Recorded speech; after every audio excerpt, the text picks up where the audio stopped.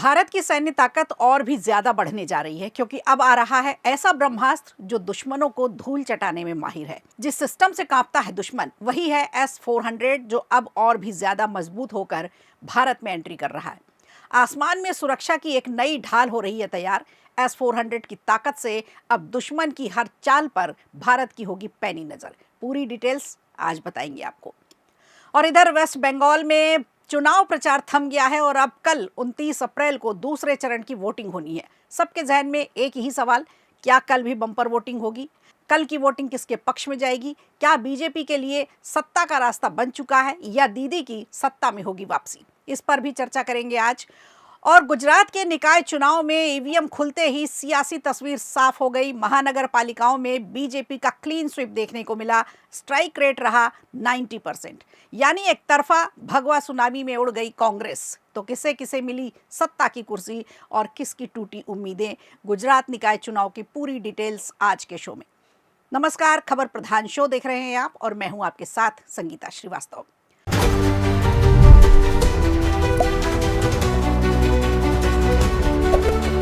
तो शुरुआत करते हैं आज की सबसे बड़ी खबर से। खबर यह है कि रूस से आ रहा है भारत के लिए एक और ब्रह्मास्त्र जिसे F-35 और F-16 का काल बताया जा रहा है।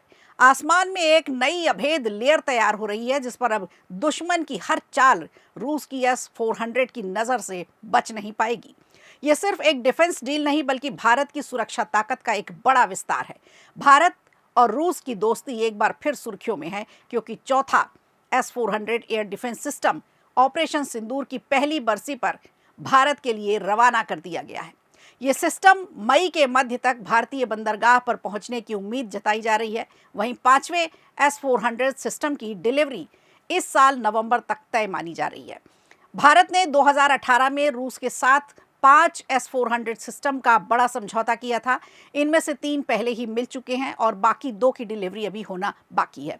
खास बात यह है कि भारत पहले ही 5 और S-400 सिस्टम खरीदने को भी मंजूरी दे चुका है। S-400 को दुनिया की सबसे ताकतवर एयर डिफेंस सिस्टम में माना जाता है। इसकी मारक क्षमता करीब 400 किलोमीटर तक है और ये पाकिस्तान में सिंधु नदी के पूर्व तक किसी भी हवाई लक्ष्य को नष्ट करने में सक्षम है। पिछले साल हुए संघर्ष में यानी ऑपरेशन सिंदूर में सिस्टम ने जबरदस्त प्रदर्शन किया था और 314 किलोमीटर दूर एक पाकिस्तानी विमान को मारकर रिकॉर्ड भी बनाया था। हिंदुस्तान टाइम्स की एक रिपोर्ट है जिसने बताया है कि चौथे सिस्टम का निरीक्षण भारतीय वायुसेना के अधिकारियों ने 18 अप्रैल तक रूस में ही पूरा कर लिया था। इसे जल्द ही राजस्थान सेक्टर में तैनात किए जाने की संभावना भी है ताकि पश्चिमी सीमा की सुरक्षा और भी ज्यादा मजबूत हो सके। ऑपरेशन सिंदूर के दौरान इस सिस्टम की भूमिका बेहद अहम रही। बताया जा रहा है कि इस ऑपरेशन में S-400 से कई लंबी दूरी की मिसाइल हमले किए गए जिसमें दुश्मन के एयरक्राफ्ट और निगरानी सिस्टम को बड़ा नुकसान पहुंचा। इसी वजह से भारत अब 280 अतिरिक्त S-400 मिसाइलें भी खरीद रहा है ताकि अपने स्टैंड ऑफ और एयर डिफेंस क्षमता को और भी ज़्यादा बढ़ा सके। सबसे बड़ा खुलासा ये भी है कि पाकिस्तान ने इस सिस्टम को निशाना बनाने की कोशिश की थी लेकिन S-400 की ताकत के चलते उसे पीछे हटना पड़ा। इसके बाद अब कई लड़ाकू विमान सुरक्षित ठिकानों पर शिफ्ट करने पड़े और अब रूस ने संकेत दे दिया है कि 5वां S-400 सिस्टम इस साल के अंत तक भारत को सौंप दिया जाएगा जिसे चीन सीमा के पास तैनात किए जाने की संभावना है। भारत अब सिर्फ खरीद नहीं रहा बल्कि टेक्नोलॉजी ट्रांसफर के साथ अपने देश में मेंटेनेंस और रिपेयर सुविधा की भी तैयारी कर रहा है। इसके साथ ही रूस से 12 पैंट्सिर एयर डिफेंस सिस्टम खरीदने की भी योजना है जबकि मेक इन इंडिया के तहत 40 और सिस्टम भारत में बनाए जाएंगे। ये डील साफ दिखाती है कि भारत अपनी हवाई सुरक्षा को अब नेक्स्ट लेवल पर ले जा रहा है जहां हर खतरे का जवाब देने के लिए वो पहले से ही तैयार होगा।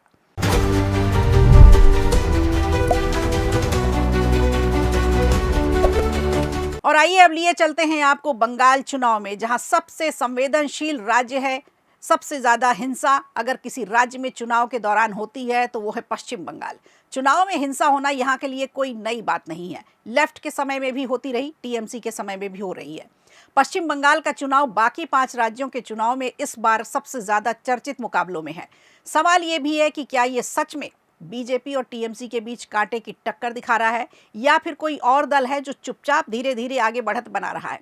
जमीनी संकेत फिलहाल साफ जीत के बजाय एक कांटे की लड़ाई और बदलते रुझानों के मुकाबले वाला चुनाव बता रहे हैं।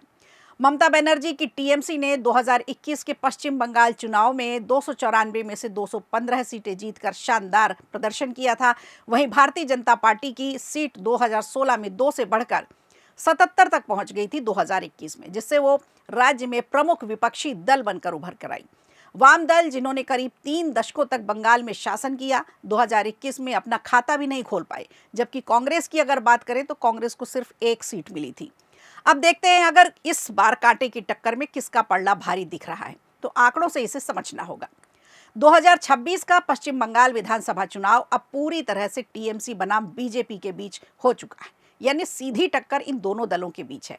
इस बार लेफ्ट और कांग्रेस कहीं अलग मैदान में है, लेकिन उनका प्रभाव सीमित जरूर नजर आता है। पिछले चुनाव में उनके वोट शेयर में आई गिरावट का फायदा पूरा बीजेपी को मिला, जो अब मुख्य चुनौती के तौर पर टीएमसी के सामने है। अब तक के कुछ ओपिनियन पोल और अनुमान बताते हैं कि टीएमसी अभी भी बढ़त बनाए हुए है, तो कुछ बीजेपी की भारी बढ़त दिखा रहे हैं। लेकिन 2021 के मुकाबले ये बढ़त कुछ कम होती दिख रही है। कुछ सर्वे के मुताबिक टीएमसी को लगभग 174 से 184 सीटें दिलाई जा रही हैं, तो बीजेपी को भी 150 से ज्यादा सीटें दिलाई जा रही हैं। हालांकि कुछ अन्य आकलन में वोट शेयर का अंतर जरूर दिखाया जा रहा है, जो इस बात का संकेत है कि मुकाबला काफी टक्कर का है। बंगाल की जमीनी माहौल, जमीनी स्तर पर देखा जाए तो क्या है, ये भी देख लेते हैं। तो ग्राउंड लेवल पर सत्तारूढ़ टीएमसी को सत्ता विरोधी लहर का सामना जरूर करना पड़ रहा है इस बार, खासकर बेरोजगारी के मुद्दे पर, भ्रष्टाचार के आरोपों पर और कानून व्यवस्था पर, और सबसे बड़ा महिला सुरक्षा। इन सारे मुद्दों को लेकर के टीएमसी इस बार मैदान में चौंकाने चित्त होती दिख रही है।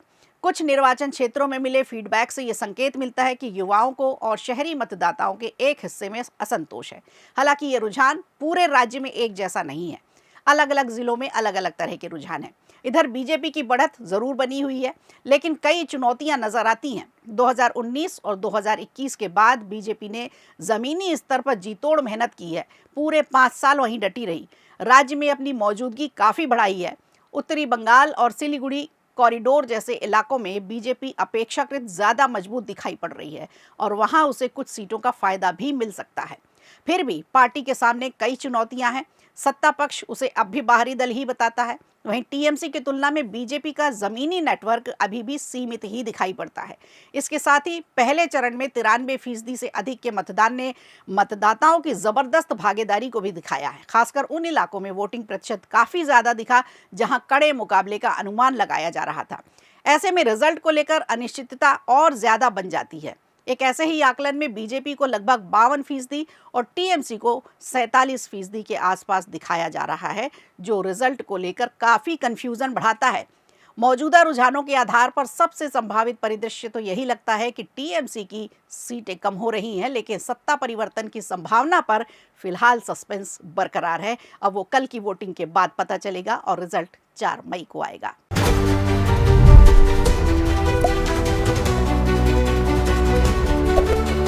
और इधर गुजरात में हुए स्थानीय निकाय चुनाव की बात करें तो तस्वीर रिजल्ट खुलते ही धीरे धीरे साफ होने लगी थी। शुरुआती रुझानों में एक बार फिर से बीजेपी का दबदबा साफ नजर आ रहा था। गुजरात में हाल ही में संपन्न हुए स्थानीय निकाय चुनाव के नतीजों ने एक बार फिर राज्य में भाजपा के दबदबे को साबित कर दिया है। आंकड़ों के विश्लेषण से बिल्कुल स्पष्ट है कि शहरी और ग्रामीण दोनों क्षेत्रों में मतदाताओं ने सत्ताधारी दल पर अटूट भरोसा फिर से जताया है। कुल 9,992 सीटों में से 8,068 सीटों के परिणाम घोषित हो चुके थे जब तक मैं आपके सामने इस कार्यक्रम को कर रही हूं तब तक, और जिसमें भाजपा ने 6,161 सीटों पर जीत दर्ज कर ली है। जबरदस्त स्ट्राइक रेट रहा। महानगर पालिकाओं में भाजपा का प्रदर्शन हर बार की तरह सबसे शानदार रहा। 15 की 15 निगम में भाजपा का दबदबा देखा गया, भाजपा की जीत है। यहाँ 1044 में से 890 सीटों के नतीजे आए, जिनमें से 804 सीटों पर भाजपा ने कब्जा जमाया। इस क्षेत्र में पार्टी का स्ट्राइक रेट 90% से ऊपर रहा।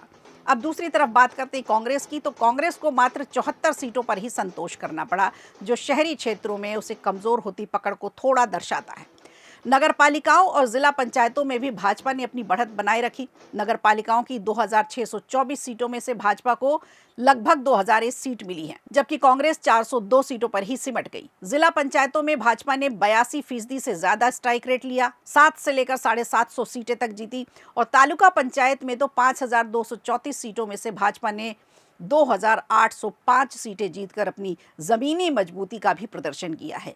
इस चुनाव में अन्य दलों और निर्दलीयों ने भी कुछ क्षेत्रों में अपनी मौजूदगी दर्ज जरूर कराई है, तो कुल मिलाकर अन्य के खाते में केवल गई हैं 592 सीटें, जिनका स्ट्राइक रेट 7.3% ही रहा। तालुका पंचायतों में निर्दलीयों ने 380 सीटों पर जीत हासिल की।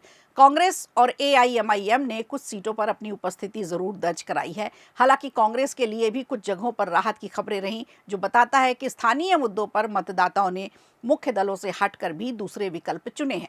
तो पूरी तरह से ये नतीजे राज्य की राजनीति में भाजपा की एक तरफा जीत और विपक्षी दलों के लिए आत्ममंथन का संकेत दे रहे हैं। तो गुजरात वाकई में बीजेपी का गढ़ बन चुका है। दूसरी पार्टियों के लिए अभी और मेहनत की ज़रूरत होगी। इसका कितना असर आने वाले विधानसभा चुनाव में देखने को मिलेगा, ये देखने वाली बात होगी। तो खबर प्रधान शो में आज के लिए इतना ही। दीजिए इजाज़त, नमस्कार। वीडियो अच्छा लगा हो तो लाइक कीजिए, शेयर कीजिए और कमेंट बॉक्स में हमें ज़रूर बताइए।